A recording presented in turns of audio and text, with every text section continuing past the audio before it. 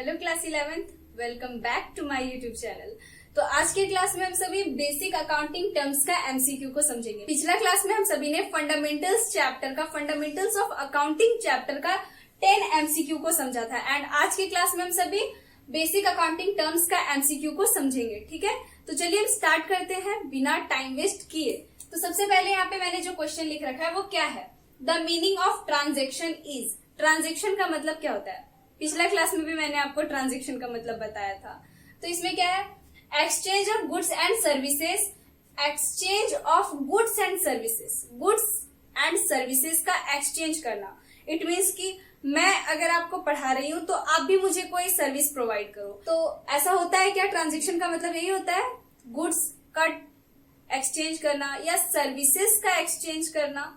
नहीं, ये नहीं होता है गुड्स का मतलब, तो ये तो होगा नहीं। Next, exchange of goods and services in terms of money. Yes, goods and services का एक्सचेंज करना इन terms of money. It means कि मैं ट्यूशन पढ़ा रही हूँ तो ट्यूशन पढ़ाने से मुझे जो फीस मिल रही है वो मेरी इनकम है। ओके, तो दैट इज ये होगा। ठीक है, नेक्स्ट है exchange of goods and money, यानी कि गुड्स का एक्सचेंज करना या मनी का एक्सचेंज करना नहीं। या फिर डी नंबर में है नॉट, मतलब नन ऑफ दीज। ठीक है, एनओटी मतलब नन ऑफ दीज। तो यहाँ पे पूरा पढ़ने के बाद समझ में आया कि exchange of goods and services in terms of money ही होता है बिजनेस ट्रांजेक्शंस का मतलब। इसका मतलब मैं आपको गुड्स, आप अगर कोई गुड्स परचेस करोगे तो आपको मनी वैल्यू में पे करना होगा, मतलब पैसे पे करने होंगे उसके लिए। अगर आप कुछ सेल करोगे जैसे कि सर्विसेज या कोई गुड्स अगर आप सेल करोगे तो उसके बदले में आपको कैश मिलेगा। ठीक है, ओके, तो इसलिए इसका आंसर क्या हो जाएगा? Exchange of goods and services is exchange of goods and services in terms of money is transaction. Okay, next question number 2, fixed assets include. Fixed assets कौन कौन से हैं ये सब में? तो सबसे पहली बात कि फिक्स्ड एसेट्स होता क्या है? तो फिक्स्ड एसेट्स मतलब वैसा एसेट्स जो फिक्स है। ठीक है, जो जिसका प्रॉफिट हमें लंबे समय तक मिलने वाला है, जो फिक्स है, जिसे हम देख सकते हैं, टच कर सकते हैं, फील कर सकते हैं, that is called fixed assets. Okay, तो यहाँ पे क्लोजिंग स्टॉक दिया है, क्लोजिंग स्टॉक को ऐसा कर सकते हैं? नहीं। Payment in advance? नहीं। अगर कोई एक्सपेंस को आप एडवांस में पे कर दिए तो वो आपका एसेट्स है बट वो फिक्स्ड एसेट्स नहीं है। Furniture, then cash. कैश आप सोचेंगे कैश है तो नहीं, कैश भी नहीं है, कैश फिक्स्ड एसेट्स नहीं है, करंट एसेट्स है। ठीक है, देन यहाँ पे क्या है? फर्नीचर। तो फर्नीचर एक फिक्स्ड एसेट्स है क्योंकि फर्नीचर को हम देख सकते हैं, टच कर सकते हैं एंड इसे फिक्स एसेट्स बोला जाएगा। ठीक है, इसका फिजिकल रूप है, तो दैट इज हमारा फर्नीचर हो जाएगा। Next, which of the following is intangible assets? What is the meaning of intangible assets? So intangible assets का मतलब होता है, मैंने फिक्स्ड एसेट्स का आपको बताया था कि दो तरह से होते हैं and that is tangible assets and intangible assets. Tangible intangible क्या होते हैं? तो टेंजिबल एसेट्स मतलब वैसे एसेट्स जिन्हें देख सकते हैं, टच कर सकते हैं, फील कर सकते हैं, that are all tangible assets. But intangible assets का मतलब होता है वैसे एसेट्स जिन्हें हम देख नहीं सकते, ठीक है, टच नहीं कर सकते, बट यस वो एग्जिस्ट करते हैं, उनका मनी वैल्यू होता है, तो दैट आर टेंजिबल एसेट्स। तो इसमें कौन कौन से हैं? सबसे पहला तो है गुडविल। तो यस, गुडविल एक एसेट्स है। गुडविल को हम देख नहीं सकते, टच नहीं कर सकते, बट होता है। गुडविल क्या होता है? सबसे पहली बात तो goodwill is name and reputation of a business या फिर firm, that is goodwill. Okay, तो अब क्या है? बिल्डिंग। तो बिल्डिंग को हम देख सकते हैं, टच कर सकते हैं, तो ये इनटेंजिबल तो नहीं होगा, बिल्डिंग नहीं होगा। देन फर्नीचर, तो इसे भी देख सकते हैं, टच कर सकते हैं, फर्नीचर भी नहीं होगा। कैश, तो कैश को भी देख सकते हैं, टच कर सकते हैं, ये तो करंट एसेट्स है, ये भी नहीं होगा।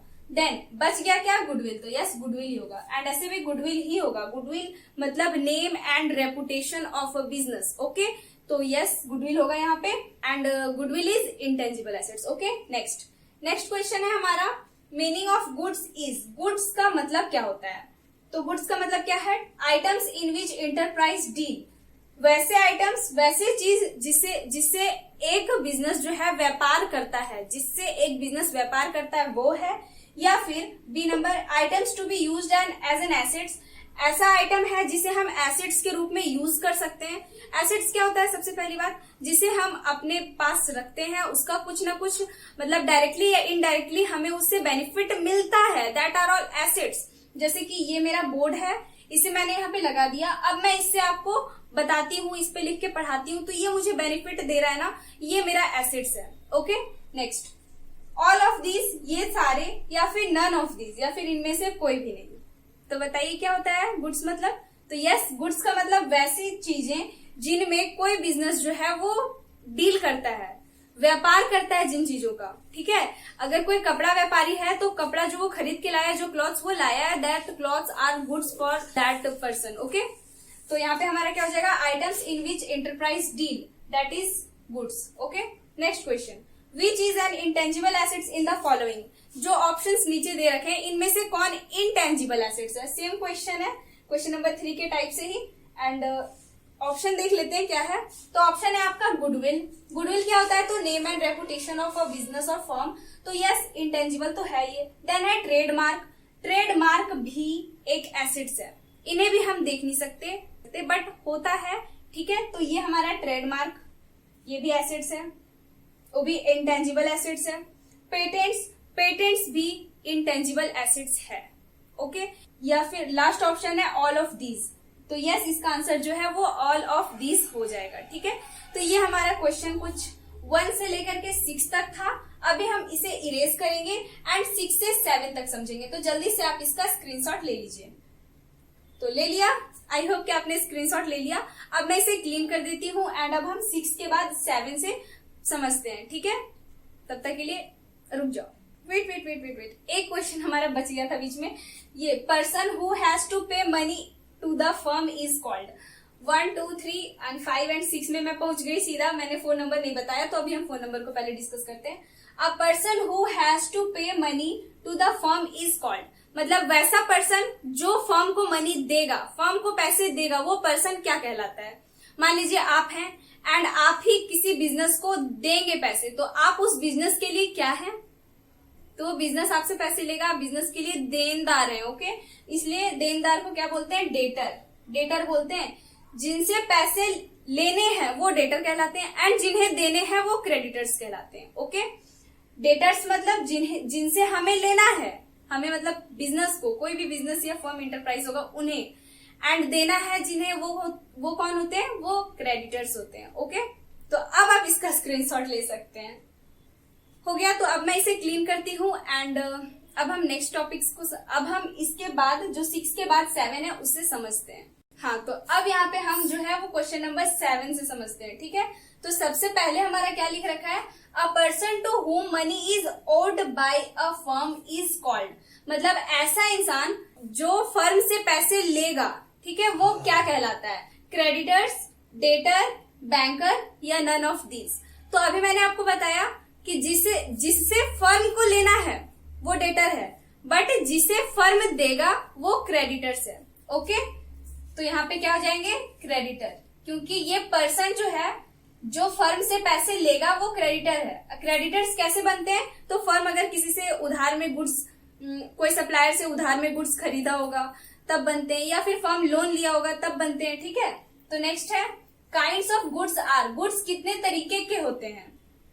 तो आपको याद होगा कि जब भी हम परचेस गुड्स लिखते हैं तो गुड्स का नेम ना लिख करके परचेस लिखते हैं या सेल लिखते हैं, उसका इवेंट लिखते हैं कि परचेस कर रहे हैं या सेल कर रहे हैं। ठीक है, तो यहाँ पे क्या है? Kinds of goods are, purchase है, सेल, परचेस रिटर्न या ऑल ऑफ दीज है ये। ठीक है, ऑल ऑफ दीज। ओके, तो काइंड ऑफ गुड्स कौन कौन से है? परचेस, तो परचेस करेंगे, परचेस और जनरली गुड्स के लिए ही यूज होता है। जब गुड्स परचेस करते हैं तो वो गुड्स होता है। ठीक है, सेल, तो जब उस गुड्स में से ही बेचते हैं तो वो सेल होते हैं। परचेस रिटर्न, तो अगर आप कोई गुड्स को खरीदे हैं कोई सप्लायर से एंड आप उसे उस सप्लायर को वापस कर दे रहे हैं तो फिर वो आपका परचेस रिटर्न है। तो गुड्स के लिए purchase, sale, sales return and purchase return होता है। ठीक है, यूज, तो इसका आंसर हो जाएगा all of these.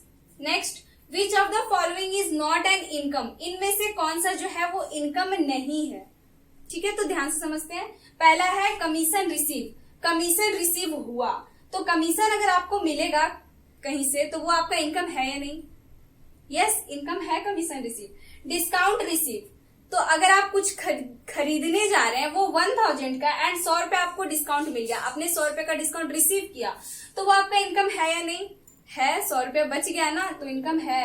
Interest receive, अगर आप किसी को कोई अमाउंट दिए हैं एंड वो आपको अमाउंट लौटाने के साथ साथ उस पे इंटरेस्ट भी दे रहा है तो that is your income. Yes, interest भी इनकम है। अब है कैपिटल रिसीव्ड, तो कैपिटल आपको रिसीव हुआ है, कैपिटल रिसीव हुआ है, कैपिटल मतलब पूंजी, एंड वो आपका नहीं फर्म का होगा या बिजनेस का होगा, ठीक है, तो वो आपका इनकम नहीं है। कैपिटल आपको मिला है किसी पार्टनर से या अगर आप खुद ही कैपिटल इन्वेस्ट किए हैं फर्म में तो वो आपका इनकम नहीं है, वो फर्म का पैसा है या कंपनी का पैसा है, ठीक है, बिजनेस का है, तो ये आपका हो जाएगा capital received. Then which of the following is not an expense, अब इनमें से कौन सा एक्सपेंस नहीं है। अभी हमने जाना कि कौन इनकम नहीं है, अब हम जानेंगे कौन एक्सपेंस नहीं है।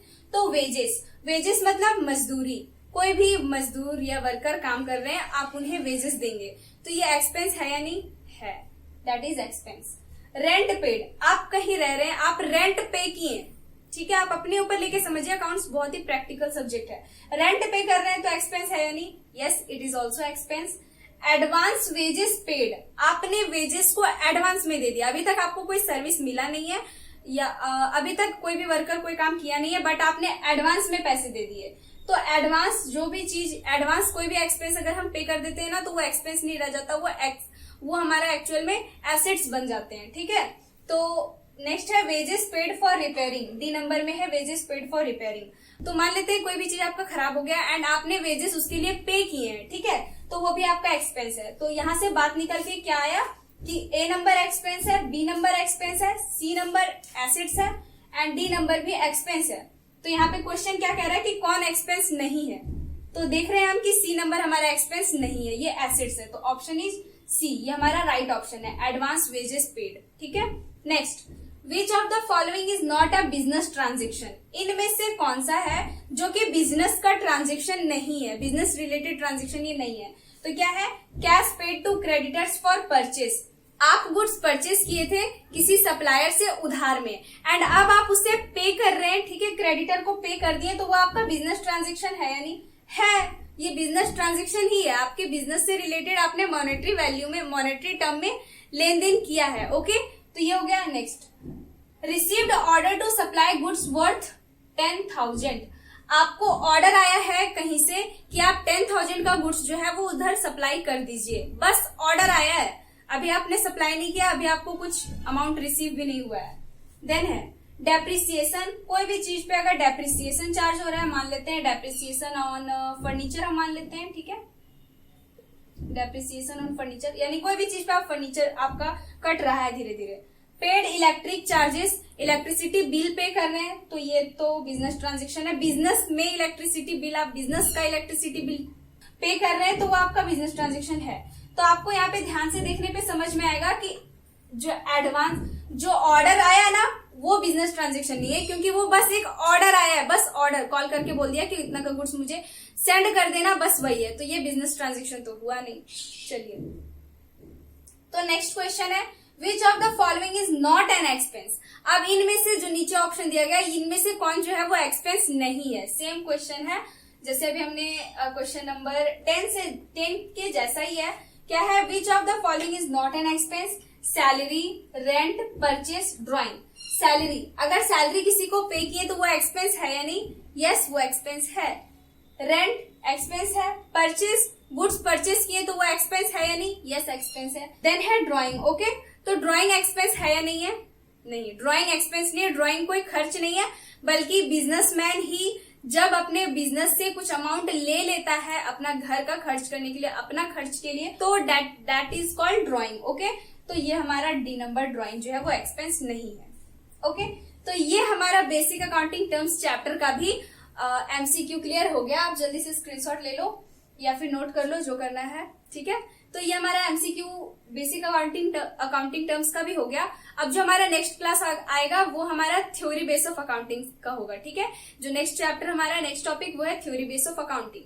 तो तब तक के लिए यहीं पे हमारा क्लास खत्म होता है। एंड अगर क्लास अच्छा लगा हो तो लाइक कर देना, and if you are new to our channel then please do subscribe. तब तक के लिए bye bye and take care.